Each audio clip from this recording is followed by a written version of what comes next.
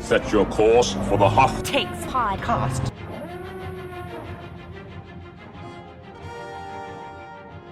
Welcome to Hoth Takes. I'm Eric Geller. I'm Grace Seegers. And I'm Haley Bird-Wilt. And in this episode, we're talking about journalism and media in Star Wars. It's obviously a subject near and dear to all of our hearts since we are journalists ourselves.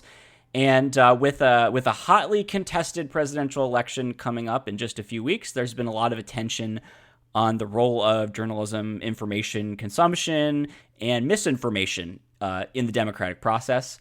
So we thought we'd take a look at how the folks in the Star Wars galaxy get their news and how that affects the stories that we see unfold.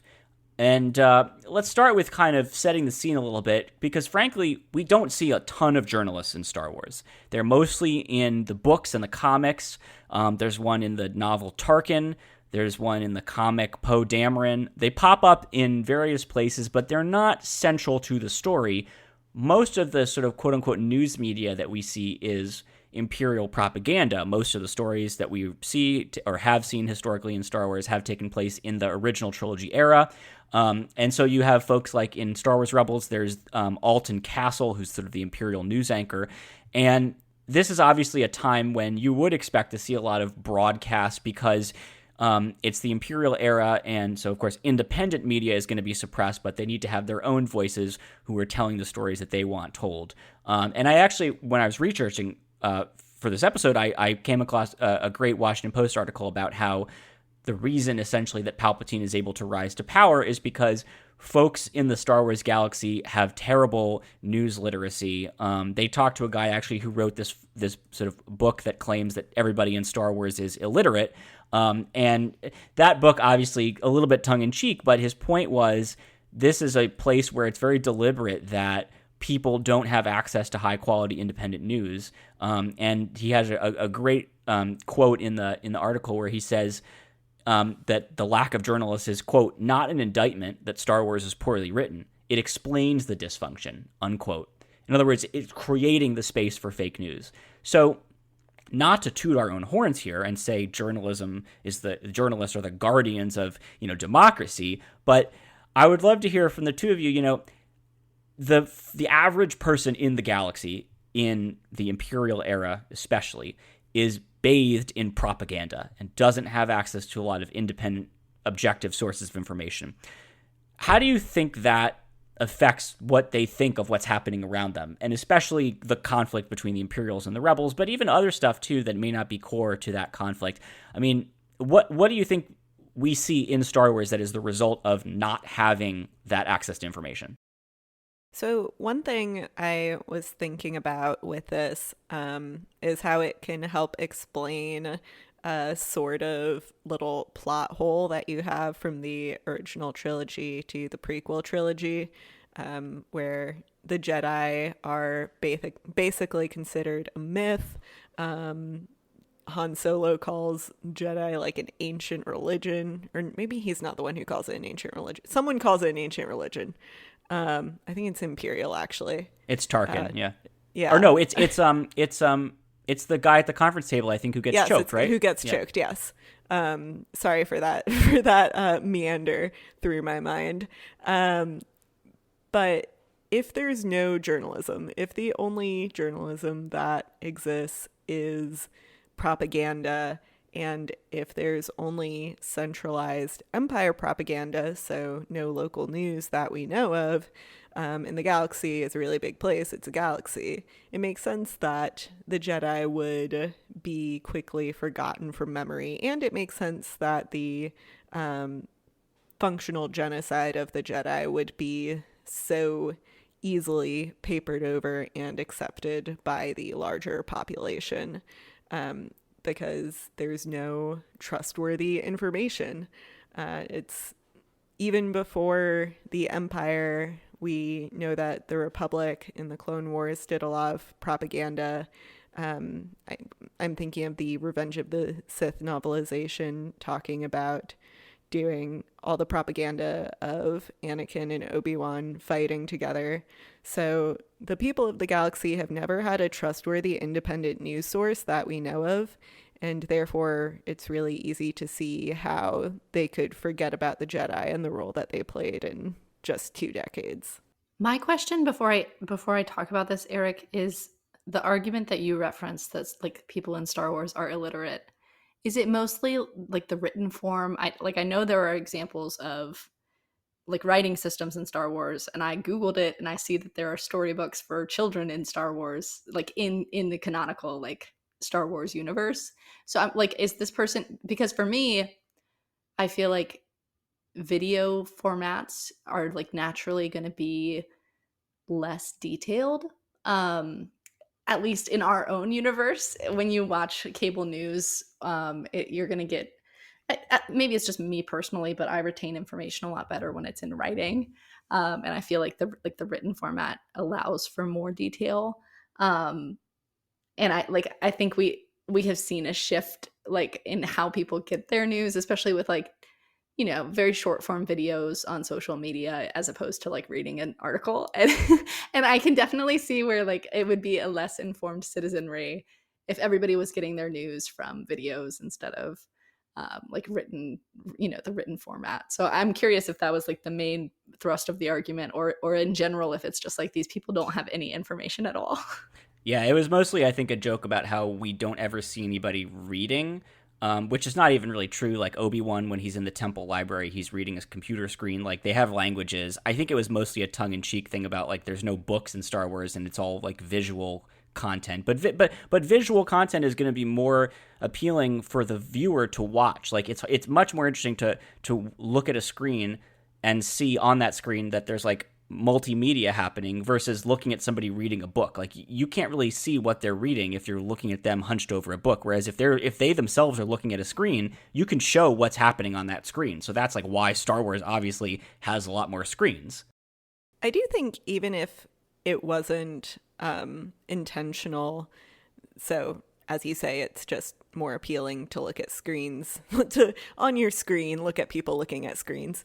But I do think that it's very applicable to this day and age when you consider how people get their news, particularly young people. Some crazy percentage of Gen Z are getting their news primarily from TikTok.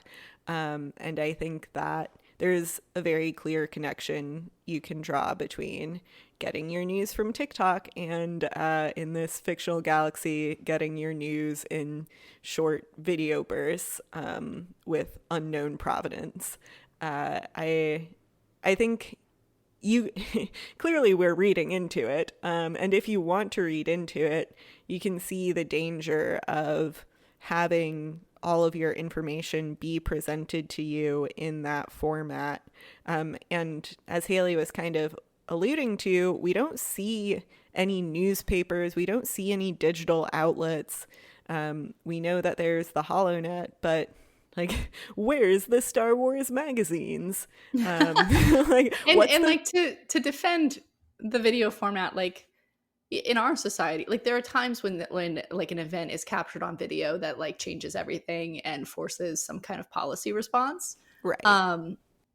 But like the talking head style of like news delivery, I think kind of what you're saying, Grace, if there's like an influencer or someone you like go to that you trust, but you don't really know, like this is like the most, theoretically it should be the most independent kind of person if it's just some random TikToker. But you don't really know like what their sponsorships are or like what their actual like affiliations or like philosophical views might be. And one thing I appreciated about the Expanse series, I feel like, Grace, you read that. I don't know if you did, Eric. Yes. I saw the show, but not the books. It probably came across in the show too. Like part of a huge part of the information environment there is video. And I don't think they talk about like reading as much. They definitely seem a lot more informed than people in Star Wars about current events. But I remember like Holden, that's his name, right? James Holden. Yeah. Okay. He goes very viral by like sharing his, firsthand account of the crash and all this, like what happens in the first book. And it seems like when you are getting most of your information from video, that like the burden is on the viewer to make sure that you have like watched everyone's opinions. You almost become like you're the journalist trying to sift through all the various different videos from people involved in a given event to like figure out which one you agree with most. And like in the written format, hopefully, theoretically, like if it's a good news organization, that person, like that journalist will have done it for you, or at least like is including all those perspectives and fact checking, hopefully. And so it's just like I feel like you're naturally going to be a little more informed if you're reading. As long as it's a quality outlet. And of course, like the thing about news outlets, which I don't know the extent to which they exist in Star Wars. It sounds like most of them are like end up either being co-opted as like propaganda outlets, or like I think of Ezra's parents in Rebels, like they were like radio people, or at least they had like a, they were talking like podcasters, I guess you might say. Rebel podcasters. Right. Like hopefully a news organization would be upfront about like, these are our donors, this is our perspective, like these kinds of things, to like help people sift through that. But I don't know. I feel like The Expanse was one step towards the Star Wars illiteracy that we see. Something I think is really interesting about the like print versus broadcast divide is it's kind of a double-edged sword, because on the one hand, there's seeing something, a massacre or the destruction of a natural disaster or whatever, seeing it is more compelling. It's harder to sort of write that off as an abstraction. It's harder to just go on with your day and not care about it. Not to say it's impossible to do that after seeing it firsthand, but seeing it, I think, the human brain is wired to put a lot more stock in a single person you can see on a screen as an example of a crisis, as opposed to just reading, 50,000 people lost their homes or whatever. So there's a good quality that probably has inspired a lot of philanthropy and good policy change. But then on the other hand, as we see in Star Wars, broadcast media can also be used to create very vivid imagery that plays to that same, short-circuiting of the critical thinking skills and, oh, those damn rebels, they blew up that civilian, supply depot or whatever. Like, part of why I think, the Empire was able to be so successful for so long, despite having so many obviously terrible attributes, is that they were able to smooth over the evidence of what they did and create alternative narratives that were powerful, in part because there was visual evidence. It was not just like, did you hear what happened on Planet X? Oh yeah, they told me that it was an accident, right? They would create visuals that cemented that idea. So you didn't just have to believe what somebody told you, you could believe what you were seeing. And they weren't living in a time, and part of this is just when Star Wars was made. This concept is not in most Star Wars storytelling, but they weren't living in a time when they had to think about AI and like, was this image manufactured? Like, you don't see a lot of skepticism of media in Star Wars. There's definitely times where people will be like, oh, that could have been faked, right? But that's not like an overwhelming sentiment. I don't get the sense that people are generally skeptical of what they're seeing on the broadcast feeds. So when you think about Star Wars, especially the original trilogy, but to an extent also the prequel trilogy, both of them were influenced by George Lucas's opinions on politics at the time. And they're not exactly brilliant allegories, but it's very clear how the original trilogy was influenced by Lucas's perspective on the Vietnam War, and prequels on the War on Terror and the connection there. So I think with kind of talking about how video can be important, with Vietnam in particular, it's considered like the first televised war, and that was massively important to society at that time. It really contributed to a lot of the unrest of the 1960s, early 70s. It truly shaped politics in a lot of ways. But when we see the HoloNet looking at the war, when it's the Clone Wars or when it's the Empire, it's not exactly a CBS News going to Vietnam situation. It's not, I feel like it's not showing the sort of horrors of war in the same way that you could expect a news outlet to in our galaxy and universe. It seems very much like the HoloNet and the medium of video is used to tell a certain story. That's very powerful too when you look at how propagandists across history have used image, and then more recently have used video, and now we're seeing the use of AI, which is really scary. But I feel like, yes, there is an extent to which video can be really, really important for communicating the news, but in Star Wars, that's not what's happening. It's propaganda. It's not serious video journalism. Yeah. And the HoloNet News, which is kind of the main news broadcaster that we hear about, it goes through this evolution that shows, like, again, even to the limited extent that there is a news media in Star Wars, the people who write these stories recognize that government control of news media can be very, very helpful for those governments over the years. And by the way, if folks are hearing HoloNet and thinking internet, not really. It's much more like a TV channel than it is like the internet, which doesn't really seem to exist in Star Wars, at least in the form that we think of it. But I mean, that's because it was kind of pre-internet, though, when the HoloNet was sort of conceived of, right? Yeah, and it's interesting because you would think that would be the kind of thing that they would try to, in modern stories, try to work in the idea that there might be an internet somewhere. Maybe it wouldn't be called the HoloNet, but they might try to create it some other way. But we don't actually see any effort to do that, probably because it would be hard to explain the absence of it in stories from the 70s and 80s. But, they try to work in, like, species and ships that, like, they claim were just off screen, in those stories from the 70s and 80s. So it wouldn't be outlandish to think of that. But the HoloNet News, it was, the story sort of briefly is, it was this independent news channel before the Clone Wars. The Clone Wars breaks out, the Republic takes it over so that the Separatists can't sabotage it. When the Empire takes power, it becomes part of the sort of formal propaganda apparatus of the government. And there's actually a great episode of Rebels where they say that there's an imperial law that requires HoloNet News to be broadcast at all times in every drinking establishment, which I think is very funny. But then after the war ends, the New Republic, which you would think is this shining bastion of democracy and independent oversight, they actually maintain control over HoloNet News. It is still a government overseen apparatus in the New Republic era. And to me, this raises a lot of interesting questions about what kind of government the New Republic wants to be. On the one hand, you want to say, like, look, we are not the Empire.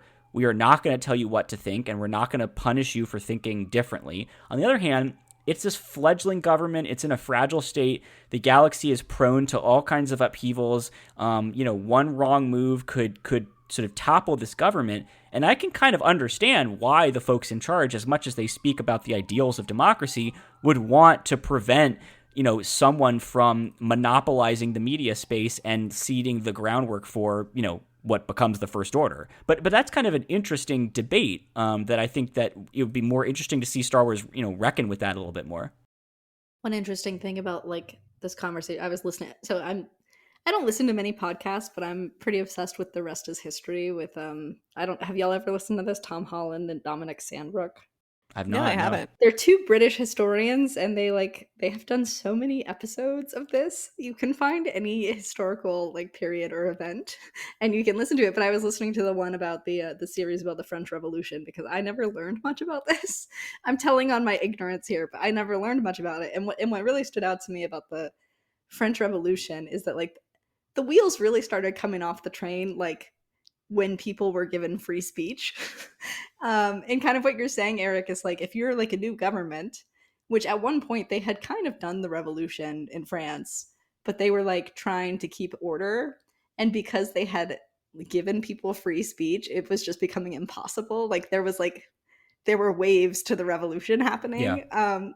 Like, you could never be revolutionary enough. And I feel like that, like, the New Republic would be sort of in a similar spot of, like theoretically we want to give people freedom, but, like, what's the logical, conclusion of allowing people to have, like, opinions and share them?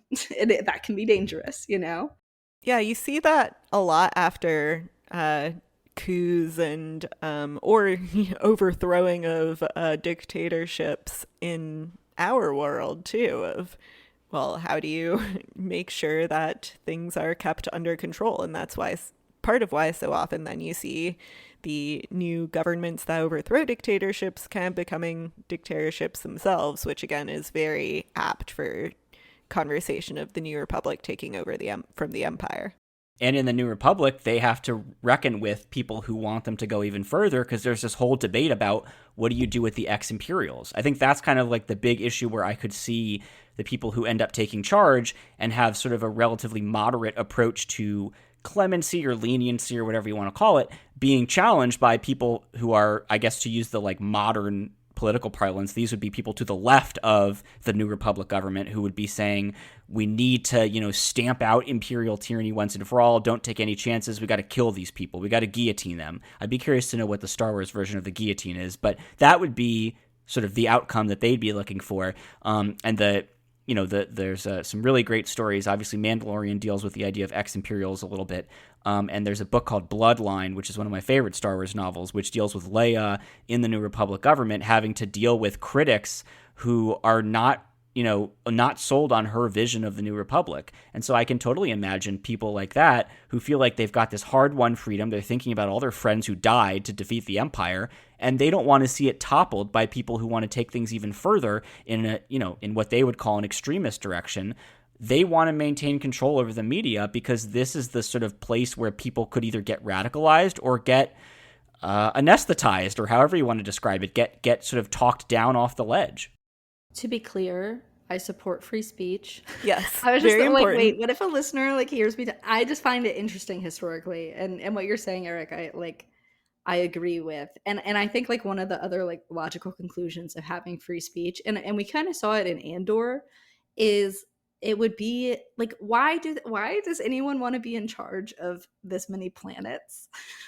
And I feel like if people on a given planet felt like they could freely and openly share their opinions, it would be a much more ultimately it would be a lot more independent states, like planets. But I don't know.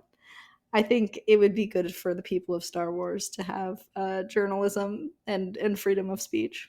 So this actually brings me to one of the things I was thinking about as I was contemplating this topic, which is that not only does Star Wars not seem to have a very good galactic news environment, it doesn't seem like there's any local news.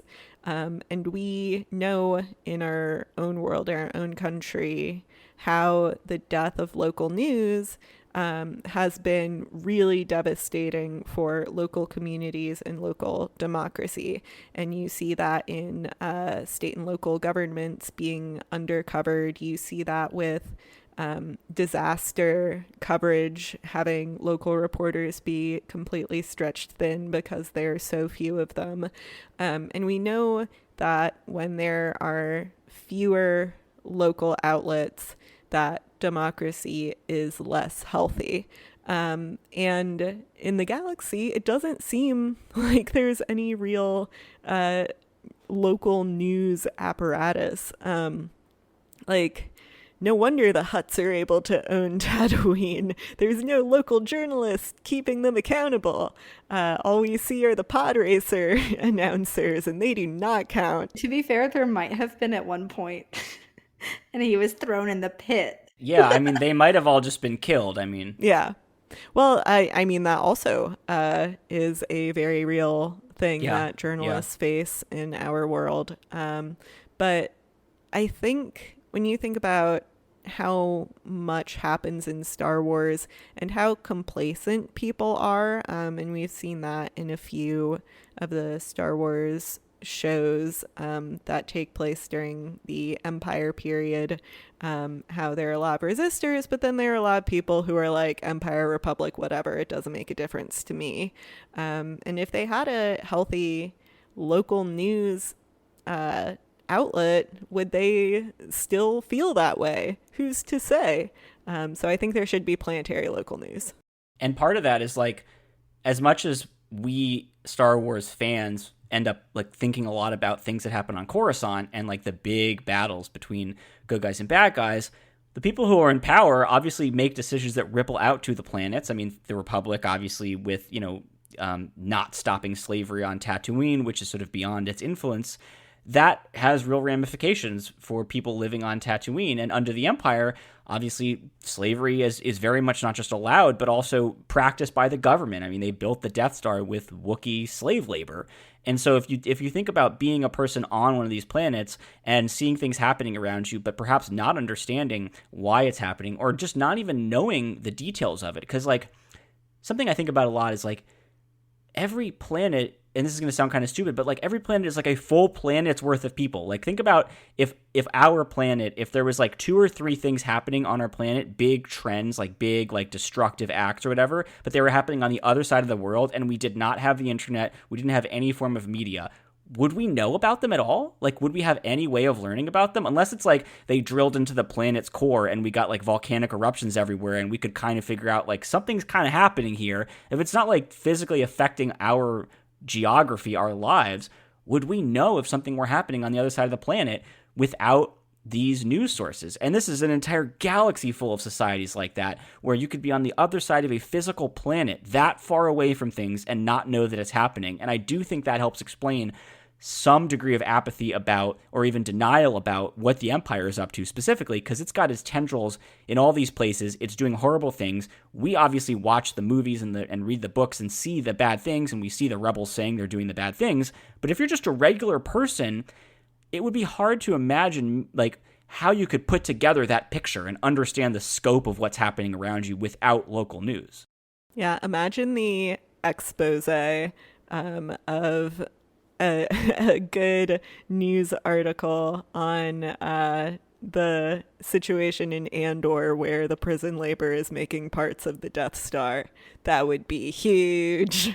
Yeah, and also like, you mentioned making parts for the Death Star, and of course that makes me think about how much of this would be classified and brutally cracked down on by the Empire if you tried to report on some of these things. I mean, mostly what we're talking about here on this episode is like, if you were to try reporting on this, you would be handed the Star Wars equivalent of, that's classified and we're going to talk to your publisher and get you shut down. I mean, most of these stories that we're discussing are about the war. They're about military operations. It would probably be very difficult for any kind of journalist, local or working with a galactic outlet, to even be able to report on some of these things. And we touched on it earlier, the idea of journalists facing mortal peril. That's something that happens in the real world, but God, it would be even more centralized and efficient and deadly when the adversary is the galactic government and they don't have to pretend that they respect free press. Like, they don't have to really do this behind the scenes. They can just out and out kill you. And there's very little apparatus around you that will sort of speak up and say, where is this person? Free them, justice for this person. Like, that apparatus doesn't seem to exist at all in Star Wars. Eric, there's a character that you've put in the like show notes here that I want to talk about, because this character reminded me of a real life person whose memoir I had read. You mentioned a short story about a reporter for HoloNet News who like wrestles sort of with the moral dilemma of report, like being a part of a propaganda outlet, and also like sort of a dawning awareness of, this is like a totalitarian, like fascist government that I'm working for. At least, like, I'm putting words into your mouth here, but this is the vibe that came across in the note. Yeah.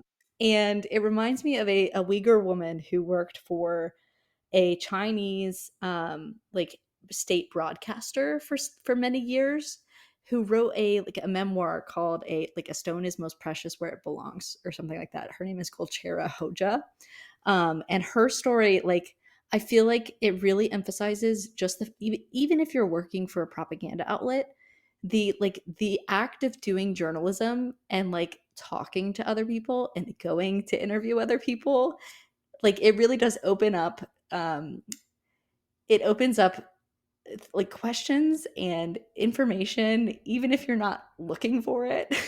And like it, like that really led her to sort of wonder, like, why are things the way that they are in this place where people are being oppressed? And of course, we know today that, you know, atrocities and crimes against humanity and genocide have happened there.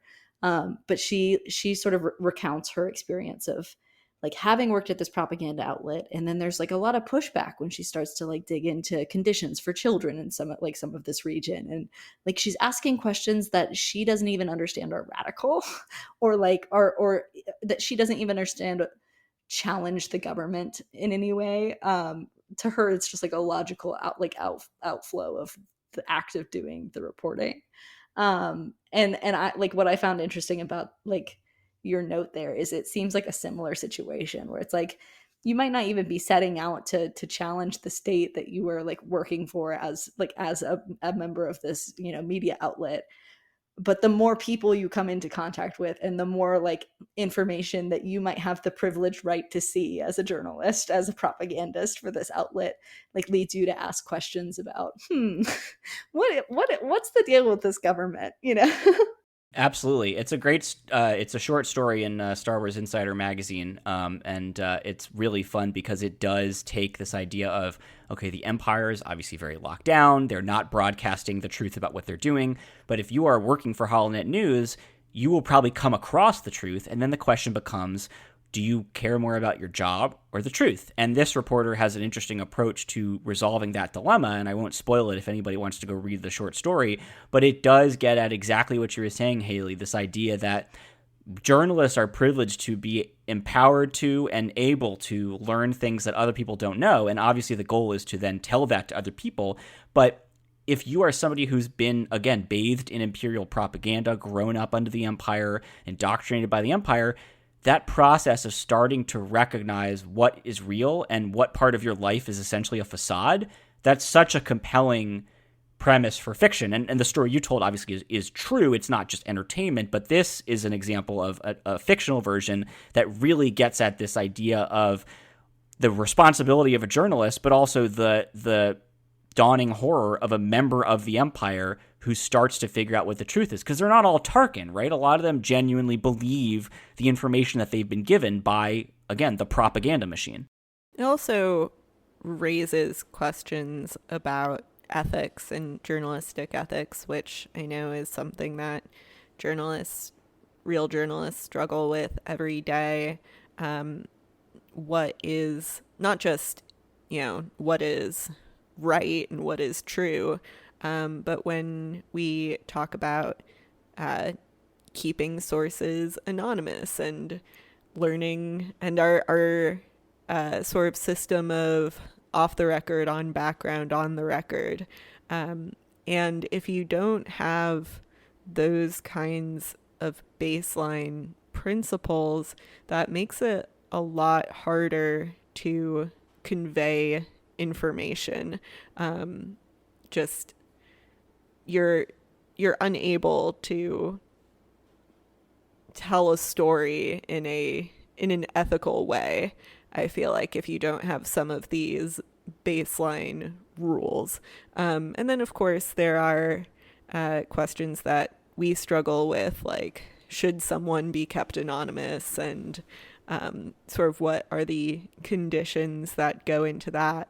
But I think that the fact that, as far as we know, there aren't any baseline rules about what journalism is and where the lines should be drawn, I think that would necessarily create a system where journalism and propaganda are sort of indistinguishable from each other.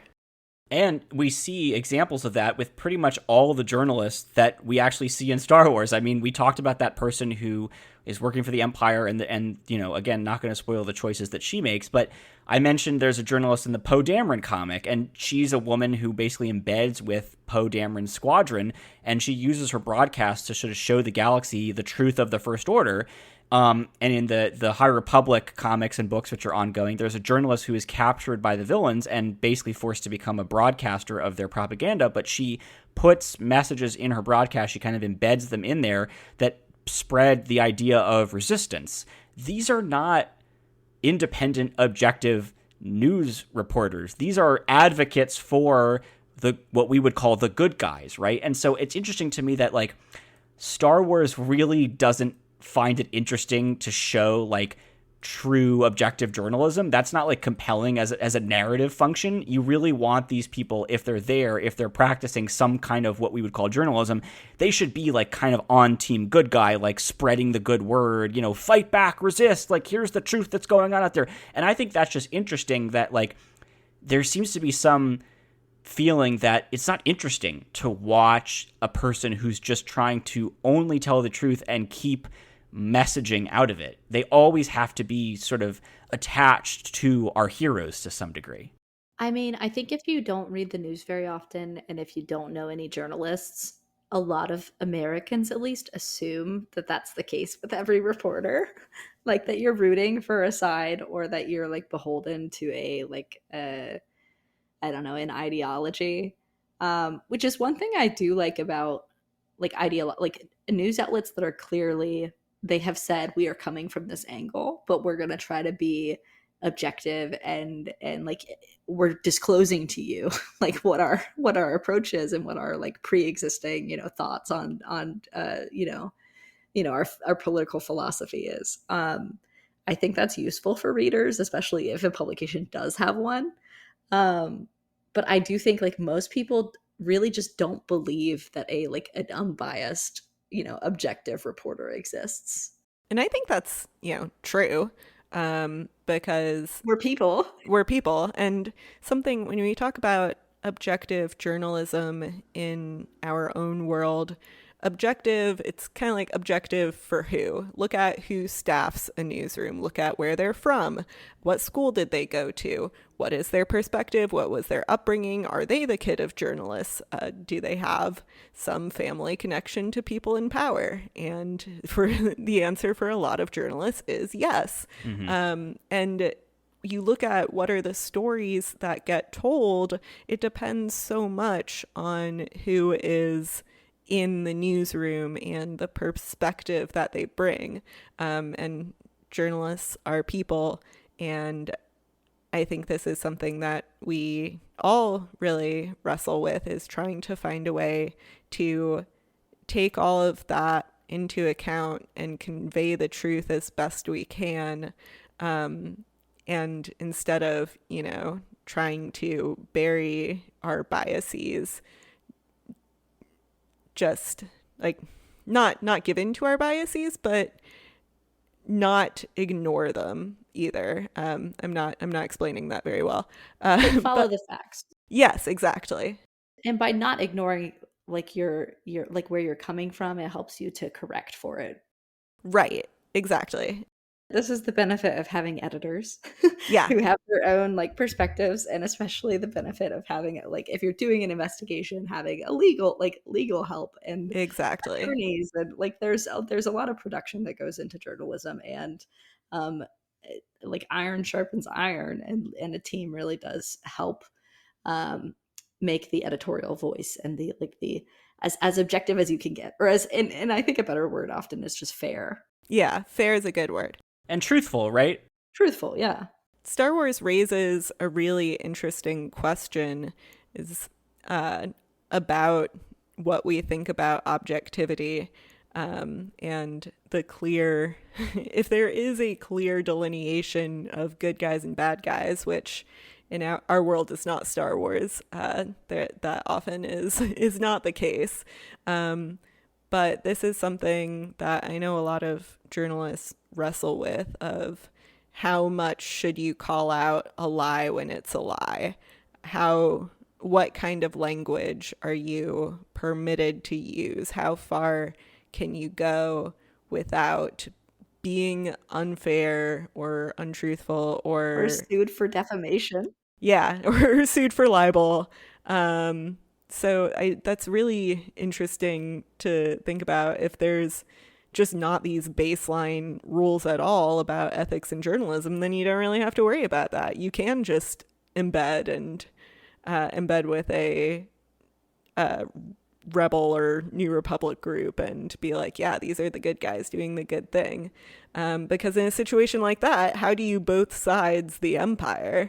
it's hard. That's the real sort of challenge about having this conversation in Star Wars, is that it's a fictional universe and so many of the characters are created to just either represent good or evil. Like, not to say that like there's like Luke Skywalker's never done anything wrong in his life, but like nobody would sit there and say like, well, you know, the Empire probably has some good qualities that we're just not seeing in the Star Wars stories, and I wish we'd see more of that. Like, that's not, nobody's saying that. Like, unlike in the real world, where like the worst people in human history, they weren't born evil. They weren't created out of whole cloth evil. Like, it's not like Darth Vader was created as a character to represent evil. And then over time, that became more complicated. But like, people in the real world are born and they grow up and then they become what they end up being.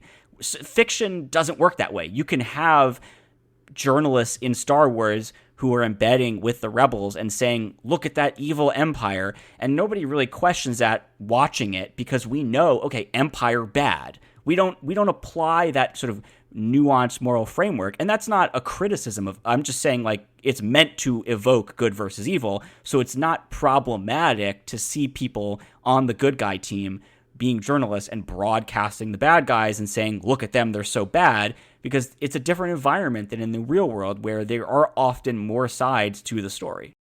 And of course, sometimes there's not, right? I mean, Haley, you mentioned earlier the Uyghurs, right? Like, there are times when just telling the truth will inevitably paint a picture that doesn't make a certain person look good or does make a certain person look good. And that's not always the result of bias, right? If you're just telling the truth, you will often end up saying things that make certain people look good or bad. I don't think that there's any reason to think these journalists in Star Wars are necessarily bad people because they're teaming up with the good guys. And again, that goes back to that moral clarity question. The other thing I want to say is, we've talked about how, there aren't independent journalists. We haven't seen any independent journalists. It's all HoloNet news. And yet, at the end of the Republic, in the prequel era, it is widely understood among the general public that the Republic Senate is totally corrupt, that, you know, the bureaucrats are inefficient, that the people with the money are pulling the strings. How would that have come out without independent journalism? I would be curious to know, where do you think that's coming from? Somebody's got to be broadcasting these exposés, whether it's like a TMZ or something like that. There's got to be some level of independent journalism, because somebody has to be telling those stories that the government would not want told, unless it's all like rumor mill, I heard it from a friend of a friend of a friend of a senator. Well, I would think this actually doesn't, I don't have any issue with this at all. I think this makes a lot of sense, because think about how ordinary people who don't really pay attention to politics think about politics, which is they're all corrupt and they don't care about us and they don't actually do anything for us. And, you know, you were just raising the example, Eric, of slavery in Tatooine.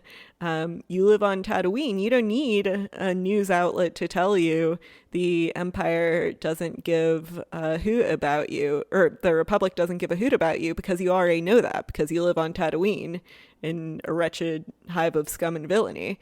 And I'm sure that every planet has that. If you have such a decentralized government that is messy and complicated, as we know it is, and that also kind of seems to be terrible at doing anything, as we know it is, it makes sense to me completely that people would just be like, yeah, they suck, they're corrupt, without there needing to be a robust news atmosphere.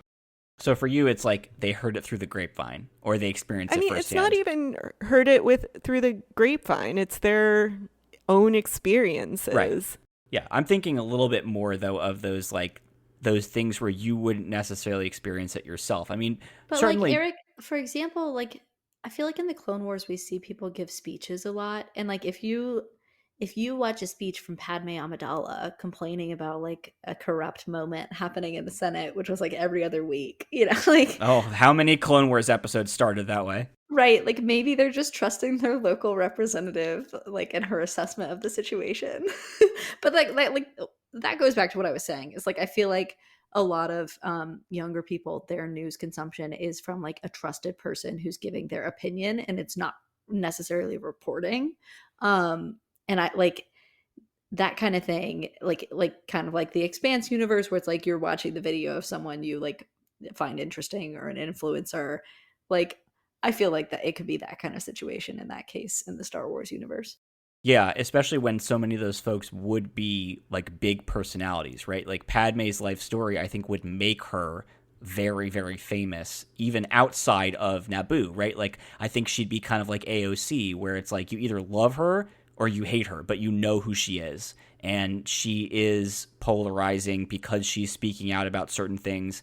I think that is probably a source of information for a good number of the people who are paying attention. But that makes me wonder how many people are paying attention, because I think disaffection and apathy is a huge part of this. And that's actually a question I had for you, which is, I think a big part of the reason why there isn't a strong depiction of independent journalism is because if there was one, Palpatine probably would not have been able to take power. I don't think he would have been able to turn the public against the Jedi if we'd had independent investigative journalists out there who were digging into the truth of what happened when, Mace Windu showed up into his office to confront him. Like, he's able to lie about that because, first of all the other participants are dead or they're Anakin/Vader. But also, there's no apparatus for sort of checking on that. There's no way to nobody's out there trying to find the security camera feeds or anything like that. So I think a lot of his success specifically is built on the fact that nobody is out there presenting an alternative perspective to what he says. And during the Republic, it's separatist bad, but then when the Empire rises, it's Jedi bad. And either way, nobody is out there actually investigating if specific things that he's saying are true. So I don't think that his rise would have been quite so easy with independent journalism. That's a great point. And it's something that I have seen in real life as well. Like, I'm not talking about Palpatine or the Supreme Chancellor taking power, but there have been times where I have reached out to congressional staff to ask about oversight of a law that the Congress passed. And they're like, well, that's kind of up to journalists now. And I'll be like, what are you talking about? This is the law you passed and you have oversight of this administration and of the executive agencies that are rolling it out. But when you don't have as many resources Congress, it's staffers have other work to do, or there's not enough capacity, or there's so much turnover. Lawmakers constantly are leaving, staff are constantly leaving. There have been numerous times where I've been like, are you guys looking into this at all? And it's no, but I'm glad you're asking about it. This is what the press exists for. So there are definitely, in the real world, there are times where it's oversight is not going to happen unless there is a journalist who is very, very interested in a very niche issue who's going to ask questions about it. Grace, do you think that the Trade Federation would have been able to get away with the invasion of Naboo for as long as they did if there had been one journalist in the sector who flew over there to take pictures of the invasion fleet and maybe send those back to Coruscant? Yeah, I mean, we know that Padme's speech is to the Senate in Phantom Menace. She's begging for assistance, and no one really cares at all. Maybe if they just had a photojournalist show up and be like, hey, this is happening. Because also I think the Trade Federation denies it too, if I recall correctly. Oh yeah. And it's if you have one person show up and be like, hey, there actually is a blockade here, guys, which actually also kind of raises a question of why the Republic didn't do anything about that. I guess political reasons, because everything is politics in the prequels, for better or worse. But yeah, I think it's kind of like local news all over again. If there was a robust local news network that was bolstered by a galactic-wide news network, then, the prequels might never have happened. We would never have had Palpatine or Darth Vader. So really, the real takeaway here is that journalism could have prevented everything in Star Wars from happening. But doesn't that also make you sad that Star Wars needs a lack of journalists in order to keep telling stories? Because so many of these stories would just be completely implausible if there was one person to take pictures or write something down and say that's actually not true.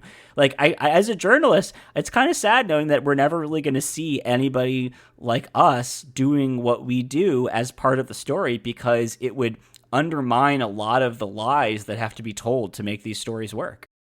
Well, I mean, Yes, that is sad that we will never see true Star Wars journalists, but at the same time, I am less bummed out about that than I might be for other fiction properties, because as we have talked about before, including this very episode, Star Wars has a really clear morality.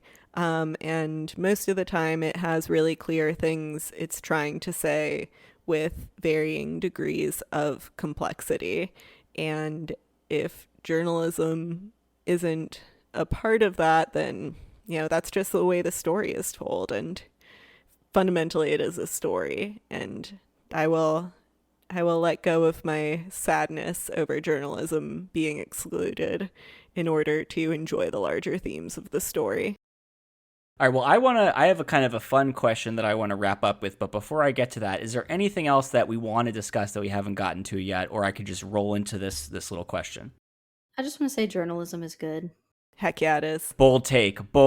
Haley really coming in with the controversial opinion here at the end. So, we talked a little bit about local news. There's something that Grace put in the show notes about, like, what are the non-HoloNet news outlets out there? And you mentioned the idea of having a newsletter or a space blog. So I want to end with a quick round robin on, if you had a newsletter in Star Wars, a Substack or whatever, what would it be about? And I'll go first because I have mine ready and I want to give you some time to think. Mine would be, I would go around the galaxy. This would have to happen outside of the Imperial era, but I would go around the galaxy talking to people who say that they have met Jedi. And I would ask them what it was like, how did the Jedi help them, what did they do, what are they going to remember about the experience? Because I feel like the Jedi in Star Wars, even when they're not being hunted as traitors, are, first of all, very few people have met them. So they're these larger-than-life characters. But there doesn't seem to be anything more than like an oral history of passing down stories about them. And I feel like if I were in Star Wars, I would be amazed by these people. And I would also want to document this and have some collection of records about who they are and what they do. And because we're not in the Jedi Council chambers and we don't know what their specific goals and policies are, the best we can do is put together a record of where they've been, what they've been focusing on. And I think it would be kind of cool to just have like a long list of like Substack posts, basically, of like, here is a Jedi who saved this town from like, a mining disaster or whatever, and talk to people who were like, yeah, he was like a super nice guy. He was just like kind of just like us, except he had magical powers. I think it'd be really fun to sort of humanize them in that way. Hopefully I gave you both enough time to come up with something interesting, but if not, you can always just say you love my idea and agree with it. I was going to do a joke first, which was I would do a pod racing blog. Now this is blog racing. No, this is that'd be so good. No, this is blog racing. That would be beautiful.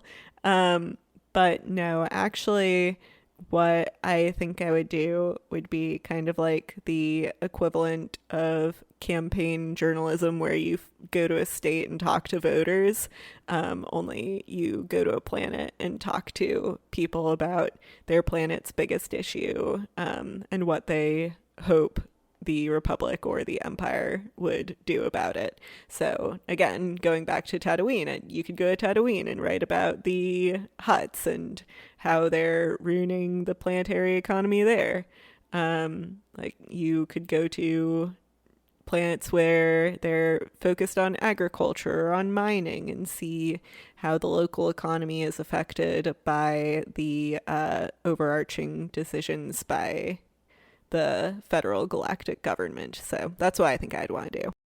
So I'm torn in multiple directions. I think like because the local news scene is so devoid, like to actually make a difference, I would just choose a planet, probably Lothal, because it's very close to my heart, and I would just like stay there and like write about Lothal.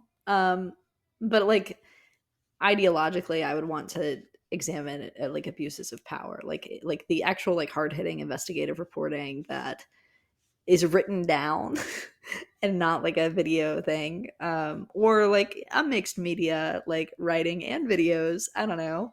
I feel like, we talk about like slavery and like the places where the empire has, or the like the republic, any of the governments are failing to protect, like to uphold its own values. And so I would Like if I'm taking this like question seriously, I would do that kind of reporting.